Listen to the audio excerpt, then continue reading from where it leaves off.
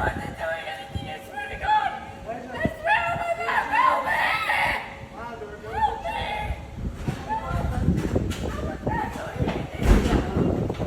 I'm recording. Get off of her!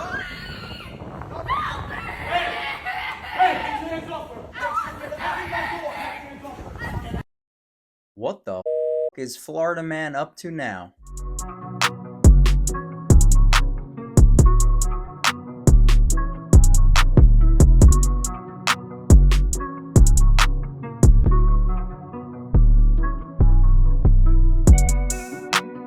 This attack occurred on April 19th, which is 6 days prior to me recording and posting this video. My name is Frank Latella. I'm a self-defense instructor and a security officer instructor. So, of course, everything I'm saying here, this is allegations. He's innocent until proven guilty, even though we clearly see a video. So I'm going to give you a little bit of information on what we know and my opinion to follow.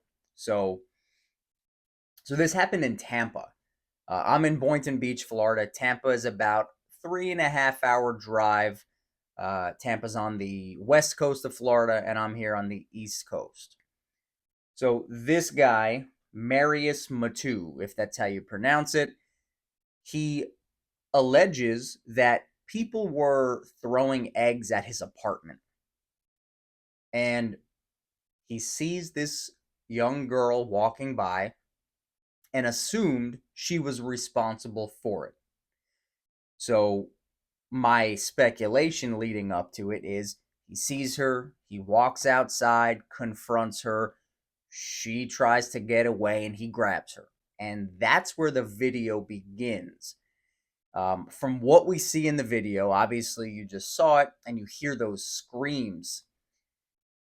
It appears as if she is on her knees, on her stomach, lifting up to her knees. He's standing behind her, holding her down.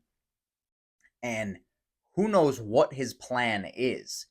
He may have been trying to call the police or take a photo of her to report her, but it's just the mindset behind it is messed up. So I decided to go to the Hillsborough County Sheriff's Office website to look up his arrest record. So this Marius Mutu character, 43 years old, works for the city of Tampa. It says in the parking division. So he's probably just a very unhappy cat man, right? Like a cat woman who's alone. He's more of a cat man, doesn't like his job, doesn't have much going on, has this stuff boiling up. Right? You don't just wake up and do something like that.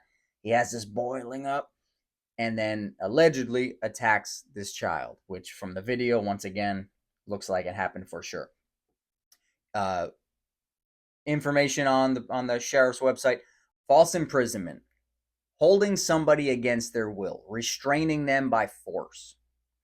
Let's say, for the sake of argument, that 2 adults were in that video and one adult was holding the other one down. Adult number 1 was stealing something from the other guy. That would be reasonable, holding them down to protect your property until the police arrive. Something like this that's not the case. It's false imprisonment. Now, this is a felony in the 3rd degree. Okay? His other charge of battery, hitting, striking, putting your hands on somebody without their consent, right? So battery, misdemeanor in the 1st degree. That right there, those 2 charges combined, number 1, likely, if there's like a full sentence, it could be several years in prison. And it should be several years in prison. Is there a chance that they're going to skip trial and take a plea and maybe say, well, there's, up to a year in jail. I don't know what is going to happen, but just seeing that video makes my blood boil. Although I think it's ridiculous that he's out on bond, I have to remind myself the bond is set up so that he has to come back to court. It's not meant to keep him in jail waiting. But you see the video, why is this guy out? Now I'm trying to see it from the side of law enforcement and the courts. The judge probably did not have access to that video. The judge simply sees what the charges are, sees if this person has any priors, which it doesn't say if he does or not, I'm not sure, and then says, well, okay, here's the amount and you're out. So it looks like the bond for battery is $1,000, and for the false imprisonment, it's $5,000. Marius weighs 171 pounds. I don't know how much this little girl weighs. I can't imagine more than 90 pounds, right? So we're looking at roughly 80 pounds of weight disparity, plus grown man strength. If you look at competition martial arts, like let's just say MMA, for example, there are weight classes for a reason. There are people that are paired up that are supposed to have very, very close to make sure it's a fair fight. Something like this, when you are outweighed by a lot, when there's a huge disparity of strength, I can't sit here and say, well, she should have done this, she should have done that. It was a pure attack.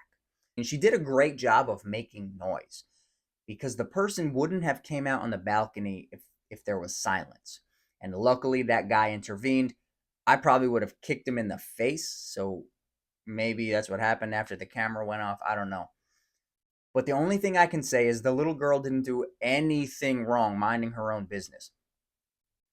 If I found myself in a position where somebody was behind me, my best advice would be to not let the attacker get to your neck. It's good to have both hands up to protect against punches, and if you feel his arm, pull down and tuck your chin. From here, we want to get a baseball bat grip on his forearm and shave your head by bringing his arm across and putting some pressure on his elbow. I hope this guy has a rough time in jail, and I hope this little girl can get past this traumatic experience over time. This channel is Frank Latella's Self-Protection Network, and I post content regarding use of force, self-defense, firearm training, and everything in that realm. If this is something you're interested in, consider subscribing to the channel. It won't cost you $1. It will show you more videos like this. Be safe, and remember, you are your own first responder.